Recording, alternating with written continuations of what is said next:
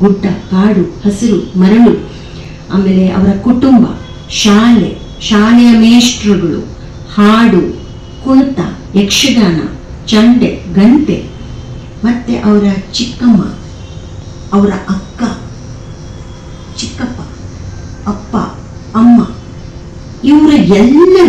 ಇವೆಲ್ಲವೂ ಅವರ ವ್ಯಕ್ತಿತ್ವವನ್ನು ರೂಪಿಸಿದೆ.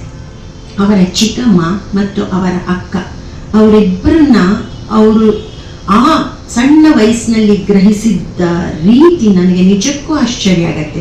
ಮುಂದೆ ಅವರ ಪ್ರಸ್ತಾಪ ಬರುತ್ತೆ, ಆವಾಗ ನಾನು ಅದ್ರ ಬಗ್ಗೆ ಹೇಳ್ತೀನಿ. ಇಲ್ಲಿ ಬರುವ ಎಲ್ಲವೂ ಭರತನಾಟ್ಯ ಶಾಸ್ತ್ರದ ಸಂಚಾರಿ ಭಾವಗಳು, ರಂಗಭೂಮಿಯವರಿಗೆ ಅತ್ಯಗತ್ಯವಾಗಿ ಬೇಕಾದಂತಹ ಭಾವಗಳು ಇದು. ಸೊ ನನಗೆ ಅವರ ಹುಟ್ಟಿನಿಂದಲೇ ಅವರಿಗೆ ಎಲ್ಲ ಭಾವಗಳು ಜಾಗೃತವಾಗಿ ಅವರೊಳಗೆ ಸಂಚರಿಸುತ್ತಲೇ ಇತ್ತೇನೋ, ಅದಕ್ಕೆ ಅವರು ಅಷ್ಟೊಂದು ರಂಗಭೂಮಿಗೆ ನಂಟು ಬೆಳೆಸ್ಕೊಂಡ್ರೇನೋ ಅಂತ ಅನ್ಸುತ್ತೆ. ಇಂತಹ ಹುಡುಗ ಓಡಿ ಹೋಗಿ ಸೇರ್ಕೊಳ್ಳೋದು ಗುಬ್ಬಿ ಕಂಪನಿಯಲ್ಲಿ ನಾನು ನಾಟಕ ಮಾಡ್ತೀನಿ ಅಂತ ಹೋಗಿ ಸೇರ್ಕೊಳ್ತಾರೆ.